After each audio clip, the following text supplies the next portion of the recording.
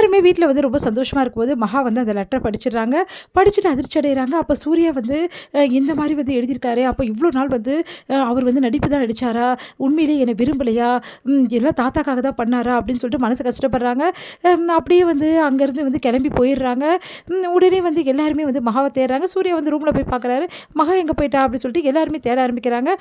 மகா இல்லையே! அப்படின்னு சொன்னோனே, மகா எங்க போயிட்டான்னு தெரியலையே! வீட்ட விட்டு போயிட்டாளா? அப்படின்னு சொல்லிட்டு எல்லாருமே யோசிக்கிறாங்க. சூர்யாவும் என்ன பண்ணுறதுன்னு தெரியாம யோசிச்சுட்டு இருக்காரு. அப்போ வந்து கோட்டீஸ்வரி வராங்க. என் பொண்ணு எங்க? அப்படின்றாங்க. உடனே வந்து காணோம். இந்த மாரி வீட்ட விட்டு போயிட்டா அப்படின்னு சொன்னோனே அதிர்ச்சி அடைகிறாங்க. இவ்வளோ நாள் என் பொண்ணு வந்து ஒரு மருமகளாவும் ஏத்துக்கல. இவரு என் ஒய்ஃபாவும் நடத்தல. அதனால தான் வந்து என் பொண்ணு கோச்சிட்டு போயிட்டாளா? அவ்வளோதான் நான் என் பொண்ணு என்ன ஆவான்னு தெரியலையே! ஏதாவது தவறான முடிவுக்கு போயிட்டா என்ன பண்ணுறது? அப்படின்னு சொல்லிட்டு அழ ஆரம்பிக்கிறாங்க. உடனே சூர்யா சொல்றாரு, கண்டிப்பா வந்து இந்த பிரச்சனையிலேருந்து கண்டிப்பா நான் வந்து உங்க பொண்ண கூட்டிட்டு வருவேன். அவ வீட்டுக்கு வருவா. அவளோட தான் நான் வீட்டுக்கு வருவேன் அப்படின்னு சொல்லிட்டு கிளம்பி போறாரு. இங்க எல்லாருமே வந்து பார்த்துட்டு இருக்காங்க. ராஜேஸ்வரி எல்லாருமே வந்து ஆறுதல் சொல்லிட்டு இருக்காங்க வந்து கோடீஸ்வரிக்கு.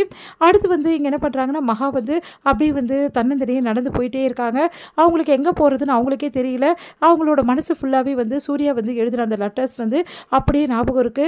அவரு எழுதின அந்த சீட்ல வந்து எல்லாமே வந்து தான் நடிக்கிறேன் அப்படின்னு சொல்லிட்டு சொன்னது எல்லாமே வந்து அப்படியே ஒன் பை ஒன்னா அவங்களுக்கு வந்துகிட்டே இருக்கு ஞாபகத்துக்கு. அப்போ இவ்வளோ நாள் நடிச்சது எல்லாமே நடிப்பா?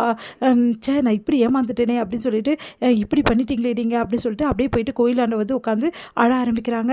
தன்னையே மறந்து அப்படியே வந்து சாமிக்கிட்ட வந்து பார்த்துக்கிட்டே இருக்காங்க. சாமியே கோயில் குருக்கள் பார்த்துடுறாரு இவங்கள. பார்த்துட்டு வந்து இது வந்து அந்த பெரிய இடத்து மருமகளாச்சு அப்படின்னு சொல்லிட்டு உடனே ஃபோன் பண்ணி இந்த மாதிரி உங்கள் மருமக இங்கே தான் இருக்கா அப்படின்னு சொல்லிட்டு தாத்தா பாட்டிக்கிட்ட சொல்லிடுறாரு. தாத்தா பாட்டி அங்கே வராங்க. பார்த்து மகாவை அதிர்ச்சி அடைகிற, ஏன் மகா இப்படி பண்ணுற, எதுக்காக இங்கே வந்து உட்காந்துருக்கேன்னொன்னே அந்த சீட்டை எடுத்து கொடுக்குறாங்க. இந்தாங்க உங்கள் பேர மனசு அப்படின்னு சொல்லி சொன்னோம். அந்த சீட்டை பார்த்துட்டு அதிர்ச்சி அடைகிறாங்க பாட்டியும் தாத்தாவும். உடனே வந்துமா அது வந்து இப்போ தெரிஞ்சு போச்சா உங்கள் பேர மனசில் என்ன இருக்குன்னு சொல்லிட்டு இவ்வளோ நாள் அவர் நடிச்சிட்டு தான் இருந்திருக்காரு. தாத்தாக்கு ஏதோ வந்து சத்தியம் பண்ணி கொடுத்துருக்காரு, அதனால தான் அவர் நடிச்சிருக்காரு. இப்போ புரியுதுங்களா, நான் எந்த உரிமையில் அங்கே இருக்க முடியும் அப்படின்னோடனே, இங்கே பாருமா சொன்னா கேளு, அவ்வளோ வந்து கல்நெஞ்சக்காரன் கிடையாது என் பேரன், கண்டிப்பாக உன் மேலே பாசம் வச்சுருக்கான்.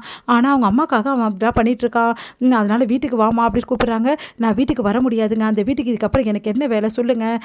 நான் வந்து என்ன உறவாக அங்கே இருக்க முடியும்? அவரோட ஒய்ஃபாக தானே நான் இருக்க முடியும். அப்போ தானே எல்லாருக்கும் நான் வந்து உறவாக தெரிவேன். அப்போ என்ன உரிமையில் நாங்கள் இருக்கிறது? அவர் தான் என்னை ஒய்ஃபாகவே ஏற்றுக்கலையே.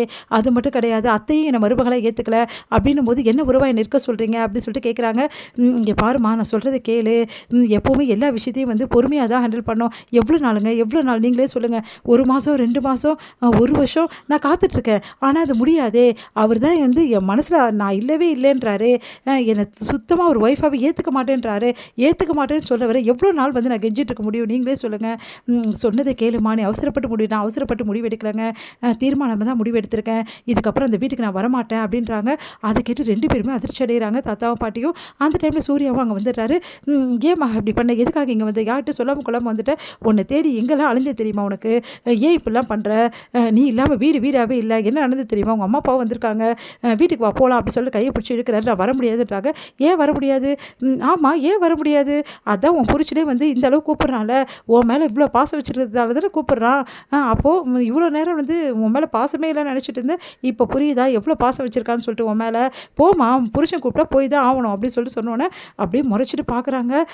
ப்ளீஸ்மா கிளம்பு, எதுவாக இருந்தாலும் பேசிக்கலாம்னு சொல்லிட்டு தாத்தா பாட்டி வந்து சைகை காட்டுறாங்க. நைட்டில் கோயிலில் உனக்கு என்ன வேலை, எதுக்காக நீ வந்த அப்படின்னோடனே, இல்லைப்பா வேண்டிக்கிறானா தங்குறதுக்காக வந்தான்னு சொல்லிட்டு தாத்தா பாட்டி சொல்கிறாங்க. அதுக்காக யார்கிட்ட சொல்லாமல் வா போகலாம் அப்படின்னு சொல்லிட்டு கையை பிடிச்சி இழுத்துட்டு போகிறாரு மகாவை.